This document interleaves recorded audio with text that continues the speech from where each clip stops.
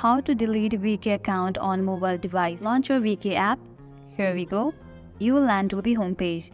Now at the top left corner you can find this camera kind of icon. Tap on it. With that you will land to your profile. Now at the top right corner you can find 3 dots. Tap on it. Different options will pop up. Tap on the option of edit profile. Now scroll down. Hit towards this option of security. Open it. Now scroll down. At the very bottom you can find the option of delete VK ID account. Tap on that option. Data will be deleted from all services where you were signed in with VK ID. You will have 7 months to restore your account. Tap on this option of delete account.